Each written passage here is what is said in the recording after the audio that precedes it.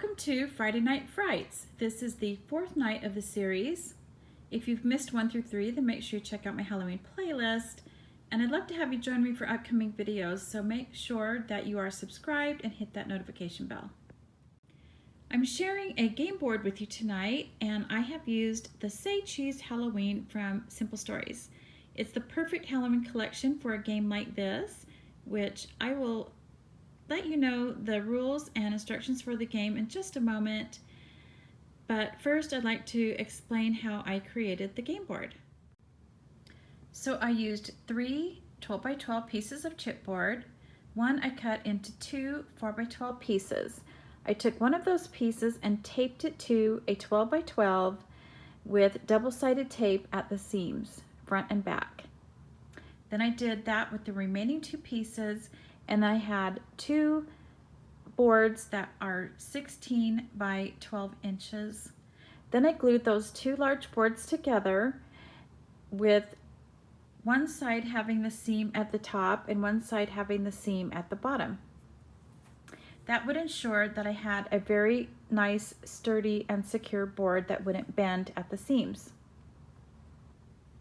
Then I covered both sides with black cardstock, and then I cut my design paper 1/8 of an inch less, so the bottom here is 11 7/8 by 11 7/8, and that top orange paper is 3 7/8 by 11 7/8. Then I glued all the papers to the board, and then across where the papers meet at the seam, I added some black cardstock that is about 1/2 inches by 11 7/8. So I covered the back in the same way, just using different patterned paper, and you can see that 1/2 inch strip covering up the seam where the 2 papers meet. Then I punched a couple of holes at the top and looped some black ribbon through the holes so that I could hang the board when it's not in use.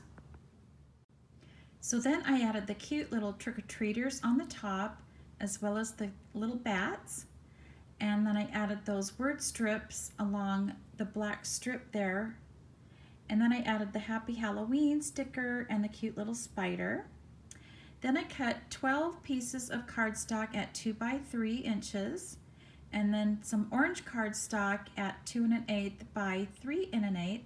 And then I made those cute little photo mats for the trick-or-treaters, and I coated all of these with a collage medium, or you could use a Mod Podge, and you'll understand why when I explain the game a little later.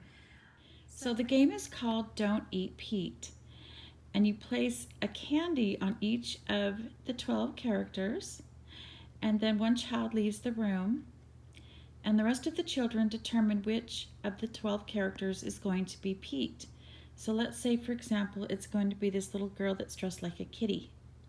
So the child comes back into the room, and the object is to see how many candies he can eat before everybody yells, "Don't eat Pete." So as soon as he reaches for Pete, everybody yells, "Don't eat Pete." And that's how the game is played. My children loved playing this when they were very small, and they had a great time picking out Pete. And you can see why I coated the board, however, because sometimes as they're reaching for the candies and putting them in their mouth, they might get their fingers wet before they reach for the next candy. So if I have to coat the rest of the board, I will. But that's how the game is played. So I hope you enjoyed this project, and let me know, do you like to play Halloween games with your children? Is this something that you would like to create? And what paper collection would you use?